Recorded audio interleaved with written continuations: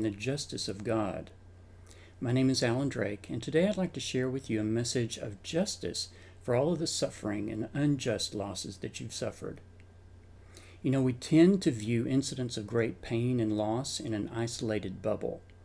That is, we don't always connect the painful incident with the payback that comes later from a just God to recompense us for the pain and loss that we may have unjustly suffered.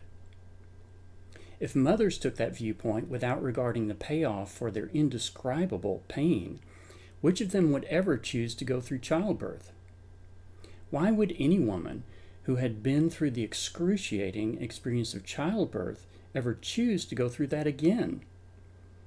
The reality is that in most cases, they will gladly choose it again because on the other side of that excruciating experience, they get a baby. A real live baby. And sometimes they get more than one. And as we are told in John 16 verse 21 in the Bible, a woman, when she is in labor, has pain because her time to give birth has come. But when she has given birth to the child, she no longer remembers the anguish because of her joy that a child has come into the world. We can see this contrast vividly in the birth of Benjamin, in Genesis chapter 35, verses 16 through 19 in the Bible. There we read, "Leaving Bethel, Jacob and his clan moved on toward Ephrath, but Rachel went into labor while they were still some distance away.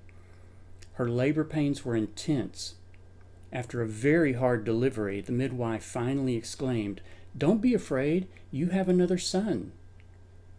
Rachel was about to die, but with her last breath she named the baby Benoni, which means son of my sorrow. The baby's father, however, called him Benjamin, which means son of my right hand. Rachel called her youngest child son of my pain because she was focused on the pain. She couldn't see beyond the pain she was going through in that moment. She could not imagine a life beyond the pain. Jacob, on the other hand, called him son of my right hand. This was a name filled with promise, with vision for a future full of possibilities.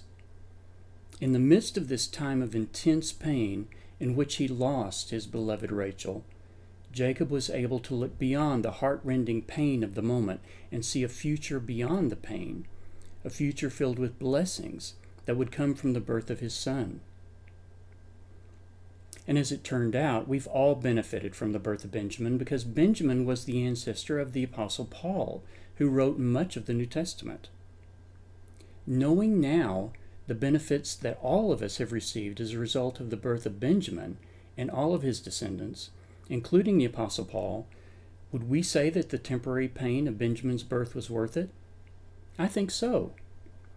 I believe even Rachel would say that it was well worth the pain, even though it resulted in her own death. Knowing the benefits now, she might even say that she'd be willing to go through it again. It would probably be better for all of us to consider the great tragedies and losses in our lives as birth pangs, looking at them not in isolation, but in context, anticipating the eventual repayment symbolized by the baby being born full of hope, promise, and potential for a future full of abundant life and blessings that didn't exist before. Jesus did exactly this in Matthew 24, verse 3, when his disciples came to him privately and asked him, "What sign will signal your return and the end of the world?" In response, Jesus began to list great tragedies that would occur. Nation will fight against nation, kingdom will fight against kingdom, people will go hungry. There will be earthquakes in many places. That's what we're told in Matthew 24, verse 7. But then Jesus immediately put these tragedies into context, explaining that all these things are merely the beginning of birth pangs. That's Matthew 24, verse 8.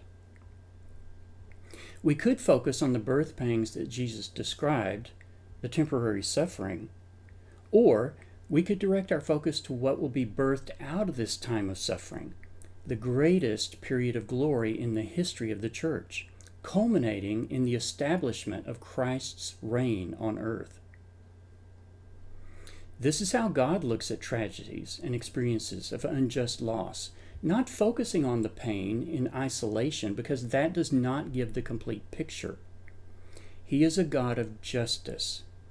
God looks at the pain and loss coupled with the corresponding repayment that He rewards as our compensation for the pain and losses we've suffered.